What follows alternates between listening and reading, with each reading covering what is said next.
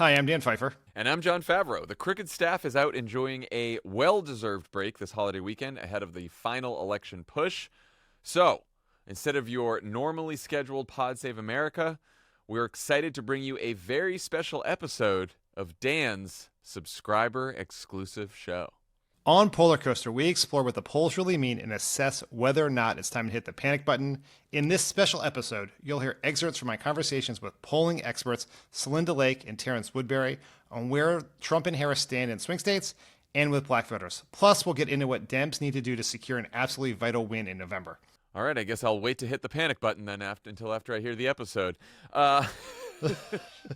Get access to Pollercoaster and other exclusive Crooked pods like Inside 2024 by subscribing to Friends of the Pod. Sign up through Apple Podcasts or head to crooked.com/friends to get our Discord community benefits, ad-free Pod Save America, and much more. Okay, let's get into it.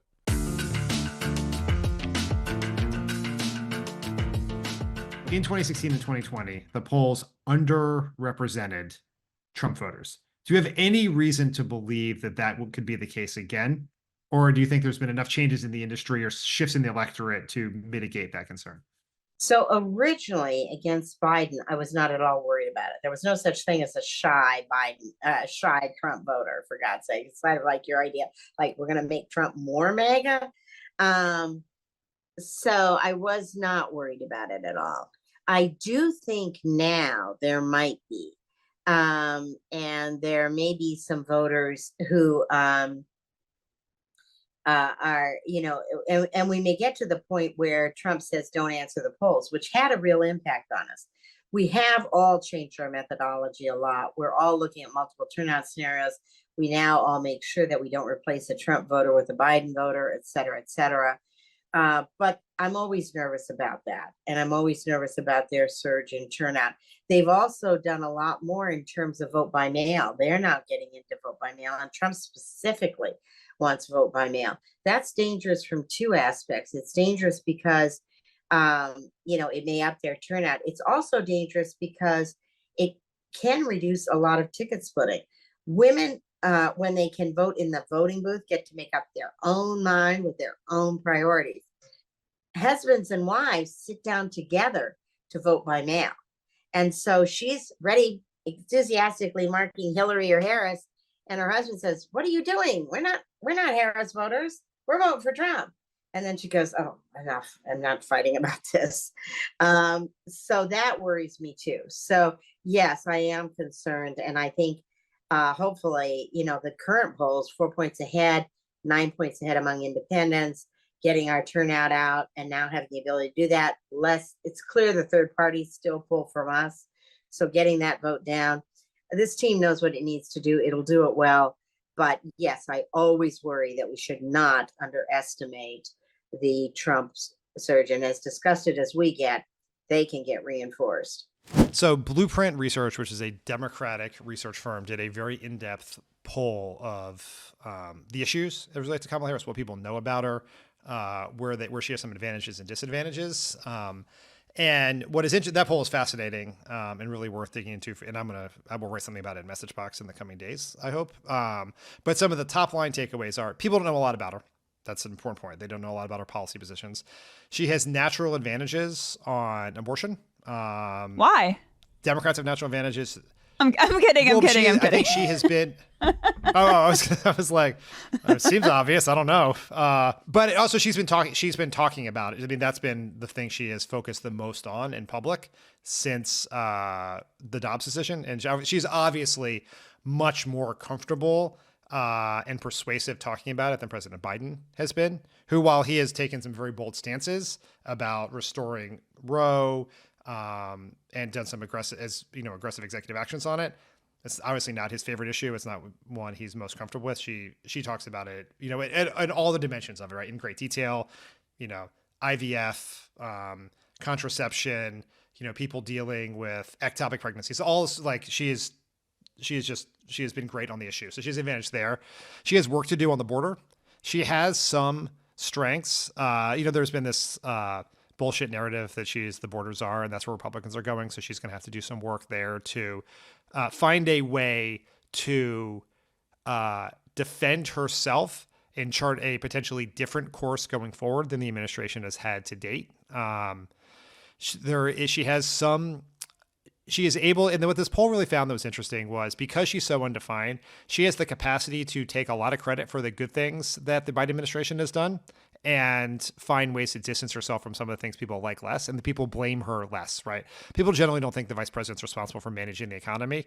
So she is taking less of the anger and inflation than Biden was. And people because she is a former prosecutor, and I think she has the capacity to talk about how she took on the big banks and won all this money for people in a huge housing settlement, has the predatory lenders, all these other things. She has the capacity. She is seen as, and the potential to be seen even more as someone who will take on bad actors in the economy, powerful special interests.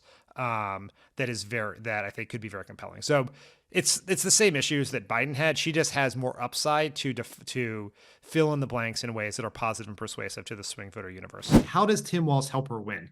Well, first of all, let's put this in context. The most that any VP has ever made a difference is 2%.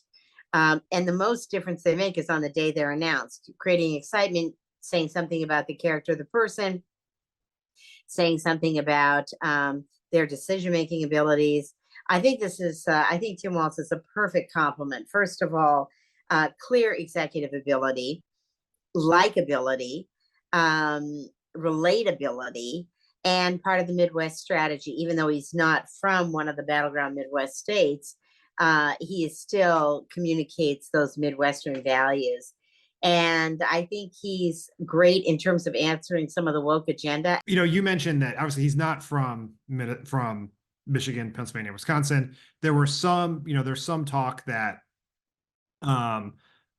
Josh Shapiro could have helped in Pennsylvania, a state that has been decided by less than a point last couple of times around. Mark Kelly could have helped in Arizona, a critical state. Vice President Harris needs at least one of those to win, and Pennsylvania is probably the key one. Any risk in not picking, particularly Shapiro? Obviously, as you say, 1 to 2 points. There's some research that shows that there's a home state advantage of about 1 to 1.5 points. That obviously would be twice the margin of what Pennsylvania has been in recent elections. What do you think? Well, I think that particularly with such short notice, I love Josh Shapiro and I love Mark Kelly. And I think Josh Shapiro is just an incredible leader. I think he's going to be president someday. But I think there was an awful lot of controversy. And when you've only got 90 days left, it's good not to have controversies. The other study that doesn't get talked about as much is Democratic governors improve the margin in their states, whether they're on the ticket or not. So they improve it about 1.5 points.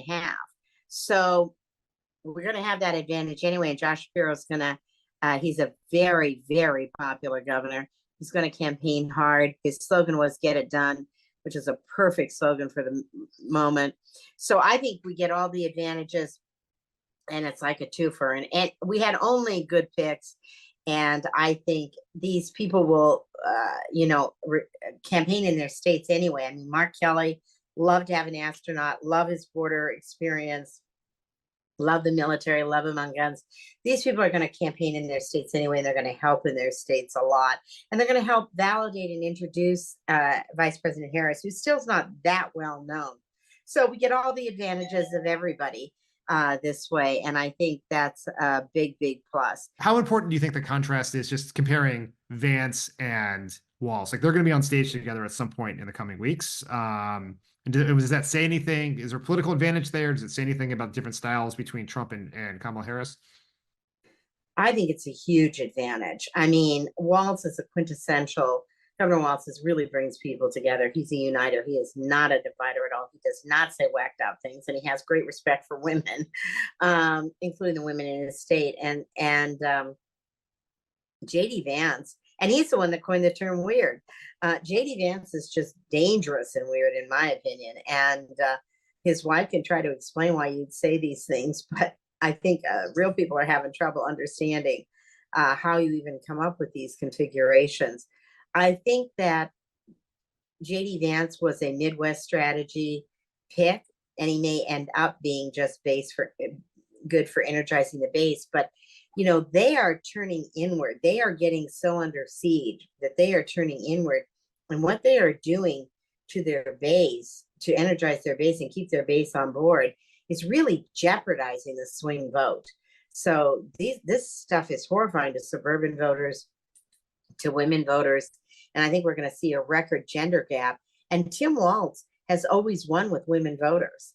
In close races, he has solidly won women voters. So he is someone who comes across as someone who respects women, fights for women, delivers for women, and delivers for their families, gets their lives. And J.D. Vance is just mystifying at every turn. I still remain mystified by the Vance pick because, you know, you're right. It like, to the extent there's any value at all, it's the base. But that's the one place where Trump has no problems. And is there like a MAGA voter somewhere who thinks that Donald Trump is not MAGA enough, but JD Vance will push him over but like I don't think that person exists right now. I can imagine a voter who is, maybe is a Biden Trump voter in rural or exurban Pennsylvania or Michigan, who's maybe they don't really know Kamala Harris that well. They have some concerns, like they've maybe never voted for a woman or a person of color for president or even governor before. And Tim Walz could be the tiebreaker there, right? If you're comparing both, but just the idea that the political logic of Tim Walz, right, without overstating it, makes a ton of sense to me. The political logic of JD Vance, I'm still somewhat mystified by.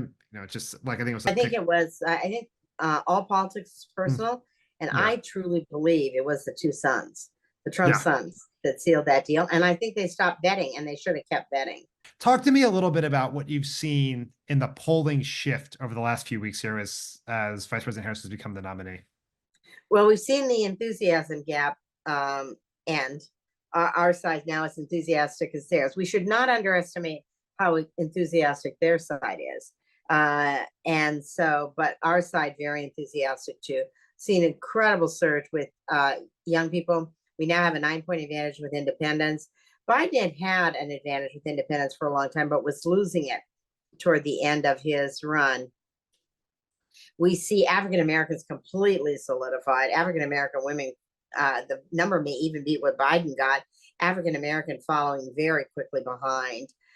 Young men of color voting very strongly. And now the most recent polls today show Latinos as well.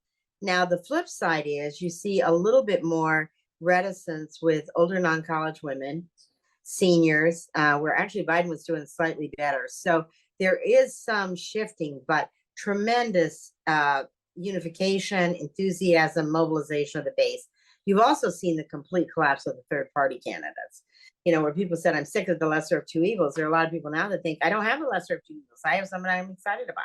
It felt certainly after the debate, and maybe even in sort of the weeks before that we were in a world in where the only really realistic path to 270 was to sweep Pennsylvania, Michigan, Wisconsin, the 2nd district in Nebraska.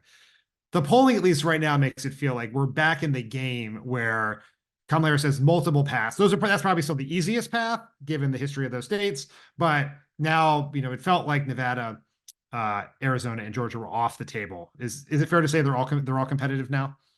Absolutely. And the latest data out of Georgia, and this has got to be one of my all-time favorite numbers, where even all of their 2 senators and their governor are very, very popular. And what did Donald Trump spend his entire rally doing? Tearing apart his own governor.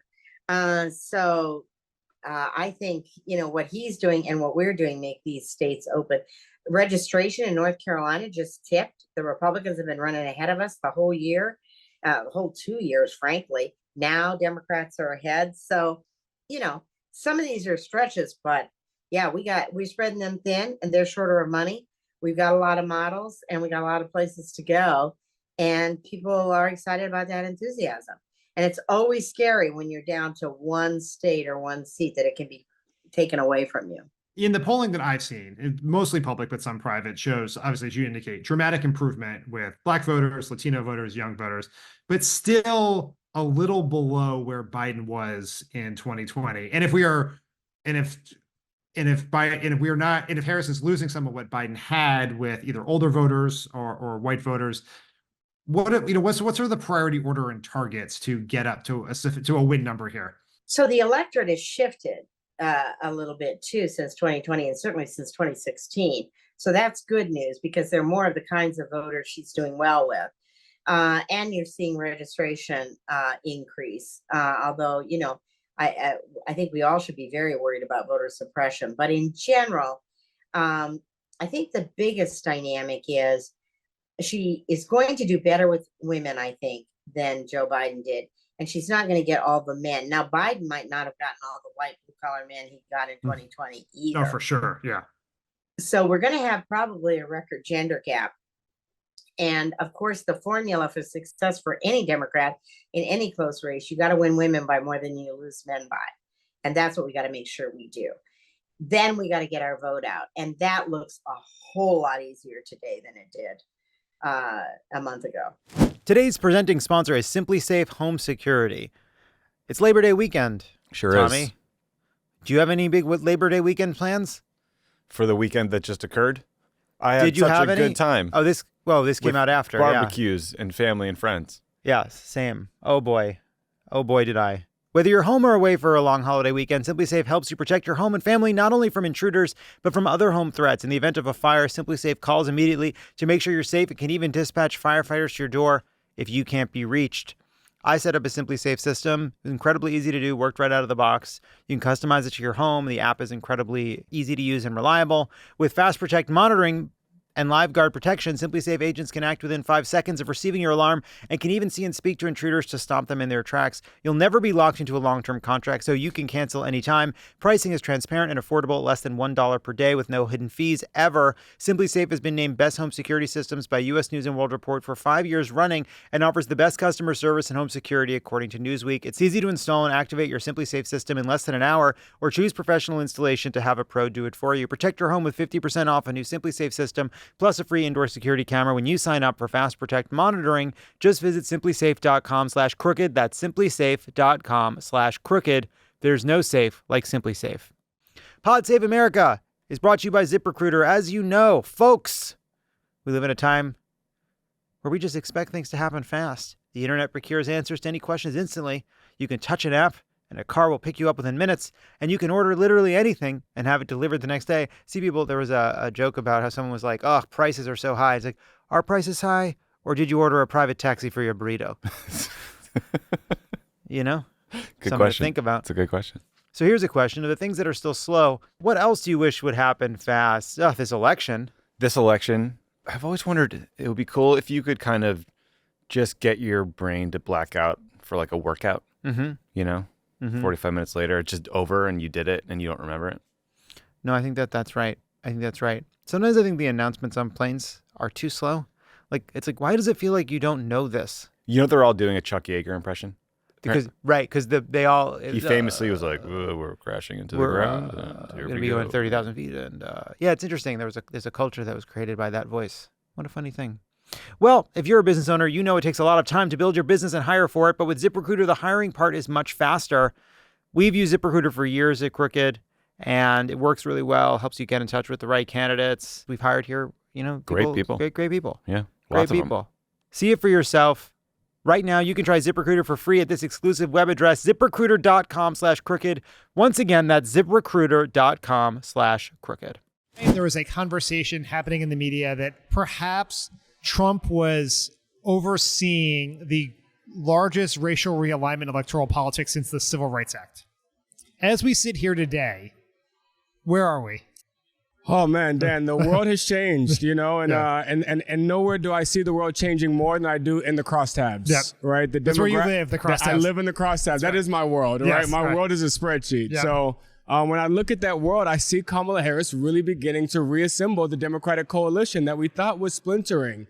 We had some time to bring back together, but in 4 weeks, we have seen her quite literally bring back the 2020 Biden coalition, where Donald Trump has always been winning about 90% of 2020 Trump voters, right?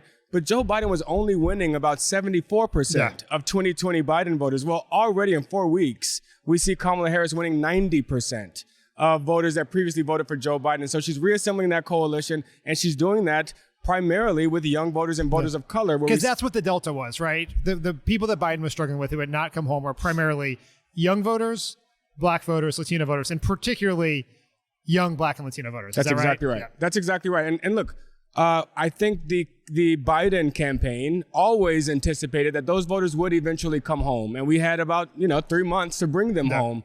But in 4 weeks, we have seen her doing 12 points better with young voters, 15 points better with women voters, and 22 points better with black voters in 4 weeks. And where does the 22 points better with black voters put us against the 2020 benchmark, right? If you assume, is that what you're operating with, the idea that to win, she's got to hit 2020 numbers with black voters, Latino voters, young voters?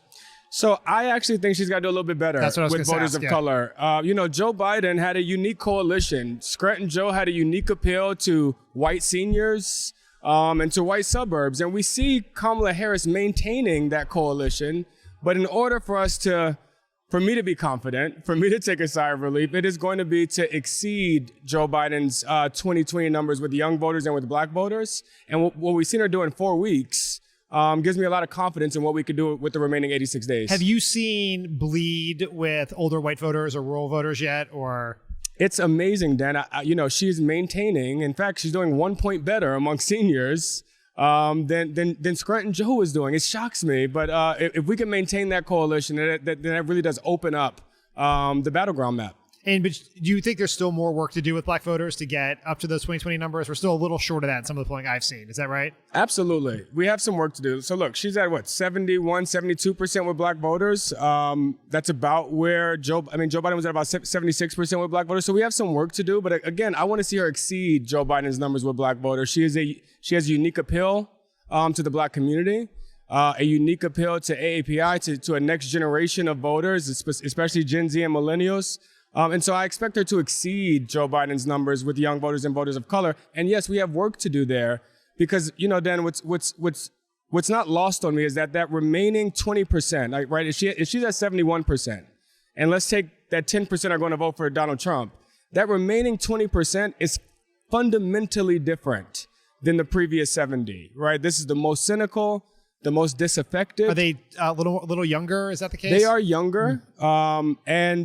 And look, while they are disaffected and disengaged, one misperception is that they are uninformed. And that is just not the case. I sit in focus groups with these voters every day. They know what's happening. The other misperception was that what made them double haters was that they didn't like Joe Biden and Donald Trump. That's not what makes them double haters. They hate political parties, right? They hate the political system. That's what really made them double haters. And so by definition, they don't know as much about Kamala Harris, right? And so we have an opportunity here to continue to reintroduce her and to explain to them who she fights for, why she fights for them, and why she would fight for them. Is that the most effective message, right? Like we've obviously as a party done a lot of fear mongering about Trump over the years. And I'm not denigrating the strategy. We won in 18 and we won in 20, we won in 22. Like that has worked, but this is a different challenge. Is that right? Well, yeah, that was, this is the biggest difference between the race that we had 4 weeks ago and the race that we have now, right? The Biden versus Trump compared to the Harris versus Trump is that the vibes have changed more than anything. And one of the things that have changed the vibes is that we don't have two candidates whose path to victory requires reducing their opponent's negatives, right? By just driving down their negatives. That Kamala Harris I feel like negatives is like the thermostat. Like, is it going up or is it going down? Exactly right. That's exactly right. And so the vibes have changed, right? And so now we get to inject joy into this race. There was a real hope deficit in the previous rematch. I kept telling folks the only thing less popular than Donald Trump or Joe Biden to young people was the rematch of Donald Trump and Joe Biden. When we look at national polling, right, there's a sort of an article of faith that national polling in the Latino vote is somewhat misleading, right? Because you have the Latino vote's incredibly diverse. Florida with Cubans and Venezuelans kind of skews. It's a very different population than you have in Arizona, Nevada, et cetera. That's not true in the same way with the black vote, right? Like the national numbers and the battleground state numbers should be somewhat in line. Is that right? They have been pretty similar. Look, I think Trump won about 12% nationally. You're going to see about that number in each battleground state. I think the highest he may have gotten was 13 or 14, which is in the margin of error. So yeah, it's pretty consistent from the national to the battleground. I think the key here is that there is it's that remaining 20%. So let's do the math real fast. So Trump's still at about that 12, right, in polling. Kamala Harris is at 76, you said about. Yep. So then you have, and so and how much of that undecided she has to win almost all of it, right? Almost all of what? All of the people who, so if you're at 12 and 76, you have a delta there, That's right. She's got to win that whole delta, right? Yeah, I mean, we have to close that gap, Yeah. right? And so I think we can close that gap. And my goal is to not only close the gap of the remaining undecideds, to make sure that we consolidate those third-party curious voters, but it's to continue to disqualify Donald Trump to some of the black voters that are still considering voting for him. There's still new information to introduce about Donald Trump. Okay, I know his age, his criminality, his sexual all of those things are known to the public. There's still some new information that we get to introduce here that will continue to disqualify him to more of those black voters. And you've seen in polling focus groups that is an effective message with some of those voters? Absolutely. But the difference is, and this might be counterintuitive because black voters are extremely concerned about racism. So it's counterintuitive to say that racism isn't disqualifying. Right. But they know he's racist. Yeah. A part it's old of news, right? That's exactly right. Just like they knew he was a criminal, which is why 33 convictions didn't change his numbers amongst his group. But the part that we get to introduce to them is the violence, right? It is the fact that they have forgotten how bad it was and certainly don't think it can get worse. They forgot about Stand Back and Stand By with the Proud Boys. They certainly don't know that he's bringing those same Proud Boys on stage at every rally and saluting them and promising them immunity. And that clear and present danger that Donald Trump is putting our communities in, that is what's disqualifying, not his racism. Because frankly, for that last 20%, racism is kind of built into the system. Right. I literally hear it in focus groups every day. They're all racist. Right. It's not like if you just defeat Donald Trump, racism's over, right? That's exactly right. Yeah. There's this very online debate about how much she should lean into her role as a prosecutor, not just with the black vote, but just generally. It felt like she got a little wrapped around the axle with it in the 2020 primary. She has been not shy about it in this election, and it's been a big part of the ads. Is that compelling? Is there any potential risk there with black voters? So notably, the environment is so different. In 2020, she was running in a post-George Floyd environment, right, where there was a racial uprising, and specifically young people demanding accountability and justice from police misconduct. And so that environment just was not conducive for a prosecutor. And we saw that with her, dropping out before the first primary. This is a very different environment. Now she's running against a felon, right? A convicted felon. And I do think that her experience as a prosecutor, her knowing Donald Trump's type, but also, and this is the part that, again, I think is new information that we get to introduce, and that is some of the progressive steps that she took as a prosecutor, right? The Back on Track program, being one of the first states in the nation that demanded body cameras for every police officer. There's work that she did that I do think will inoculate her position as a prosecutor to some of the voters that would be concerned about that record. Yeah, I tend to think this conversation is like a little unidimensional, right? Because some of the, you see this in polling a lot, some of the voters who are most concerned about crime are black voters, right? That's right. And so you can be, tough on crime, have smart policy take on crime, and also have smart criminal justice reform positions, right? That's exactly right. And I sometimes think we're just overly binary about it, that you're either soft on crime, to use the Republican term, or you're too tough on crime. And I think her record's actually pretty good in both fronts, right? And you can be, and the prosecutor thing, I also think, whereas also the conversation is a little overly simplified because it's her bio. It allows you to get into things that aren't just crime as understood by the Republican campaign ads, but taking on the big banks, taking on predatory lenders, like that sort of stuff matters a lot too. That's right. And because that's her populist credentialing, right? It's her "I'll fight for you" credentialing too. And it's sort of like, you are who you are, and you got to run as who you are, right? And to do anything else is a fool's errand, right? That's exactly right. And so, a part of the bio, what makes bio different from resume, right, is that the bio is why she's a prosecutor, right? The resume is that she was a prosecutor. But the bio is that she was impacted by a friend who was being sexually assaulted by her stepfather and wanted to keep people safe. That's a part of the bio that we have to layer in here. It's not just what she's done and what she's accomplished, but why she did it and who she was fighting for while she was doing it. The other thing that I think is important is that, I think her record does demonstrate that we can reject that false choice, that the false choice between safety from crime or holding people accountable that hurt our communities. And I think that her record proves that she did both. And I think that is exactly what we get to do for the next 86 days. The Trump campaign prior to the switch made a big show of the fact that black men were their primary target. Right, that's who they were going after. They seem to still be sticking with that. Is that the group that obviously the world has changed? That's now a smaller target, but they're not backing away from it. Is that still the primary group within the black community that Kamala Harris has to persuade is black men? So, as we see her doing 22% better amongst black voters. She's obviously doing a lot better with black men, That's too, exactly right. Yeah. She's closing that gap across the black electorate, right? She's closing the generation gap. She's closing the gender gap. Donald Trump has made men of color, and not just black men, a central part of his campaign since 2016. That is not a shift here. I think he may be pursuing the wrong target now. Along with him not shifting to a new candidate is not shifting to a new strategy.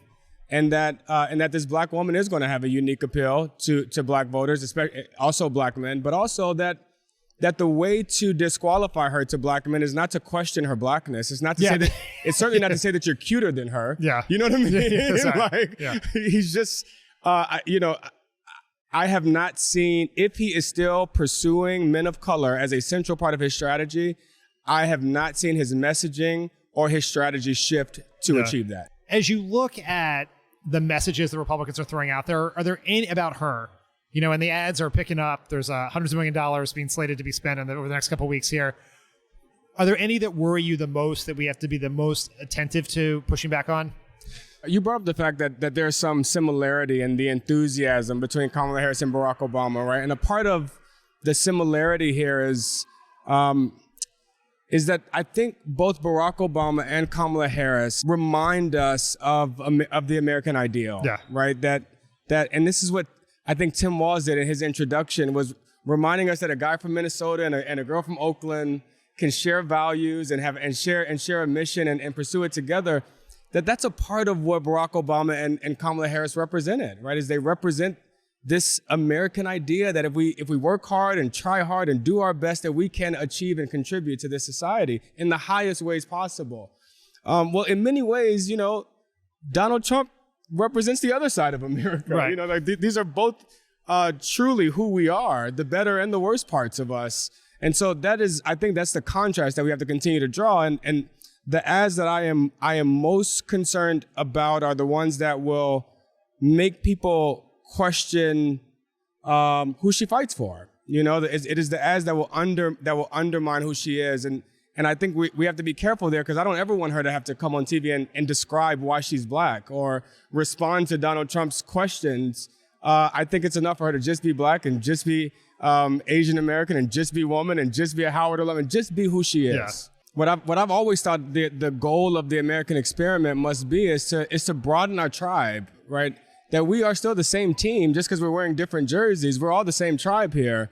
And so I think that is exactly what they represent, is the diversity and the vastness of this tribe and how different we can be, but how much more we have in common than apart. I hope you enjoyed this best of episode from Pollercoaster. A brand new episode of the show is coming out this week. To get new episodes of Pollercoaster and much, much more, subscribe to the Friends of the Pod community at crooked.com/friends, or sign up for Friends of the Pod on Apple Podcasts directly. We'll see you with a brand new Pod Save America on Wednesday.